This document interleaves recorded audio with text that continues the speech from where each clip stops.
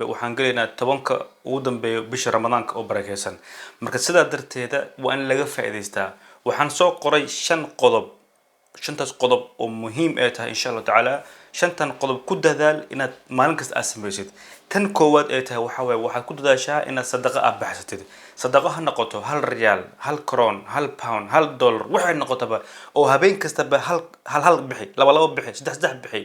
faa'iido weyn ku jirta maxaa yeelay habeen kamid ah waxa helaysaa laylatul qadar oo waxa lagu qorayaa 83 sano adigoo sadaqa bixinaysay sadaqada habaqaylin bix insha Allah taala tan labaad waxa ku dadaashaa insha Allah taala habeen kastaba inaad soo kacdid labada markay tahay ama saddexda waxaad dukataa laba rakacood oo salaatul layl ama 4 ama 6 ama 8 inta awoodid rakacada bada insha Allah taala maxaa yeelay faa'iido weyn baa ku jira inaad dukatid insha Allah taala waxa lagu qorayaa adigoo habeen kasta adigoo dukanaysay 83 sano Allahu akbar tan saddexaad waxa sameeysaa habeen kastaba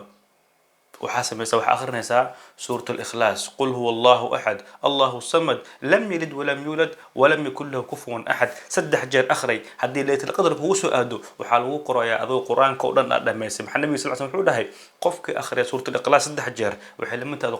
قرآن كودن لما يسي مركا هبين كستبو حالو قرايا سديت استحسنوا أذو قرآن كودن لما يسي الله أكبر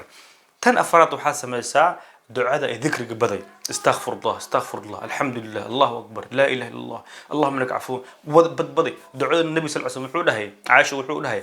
وحد بدسا اللهم انك عفو كريم تحب العفو فاعف عنا بدي عربك هيستاجنن محايا لي ذكرك اله وجعليه اله ورمس وحده الا بذكر الله تطمئن القلب قلبي غير وحاسوك عيا عنتو ان فقه وح قلبي واه حسوست اله افكن عربك ان كو هينو ما ذكرك هجوجنن ود ان شاء الله تعالى waxa lagu qorayaa 83 sano adoo ilaahay arabka ku haysi dadkiisa Allahu akbar tan shanaad oo taas aad muhiim u tahay insha Allah taala marka adeeg waxaan had aad faa'iideystid dhikrka quraanka iyo waxna aad maqashay walaalaha kale u sii gudbay haba qaylin maxaa yeelay adeeg waa sameysay qof kale u gudbisay qof kale uu sameeyay adaa lagu qorayaa qof kale uu sii gudbiyay adaa lagu qorayaa hal qof u dirtay qofkaas toban buu u sii diray tobanka qof adigoo isku hurdid maalinta qiyaamaha lagu leeyahay ajirka waa shaqaysta waa kaas ma sha Allah بركود هذا إن شاء الله ما البجوتة وإن سلامي ولكن على المعشر بحنا الله السلام عليكم ورحمة الله وبركاته.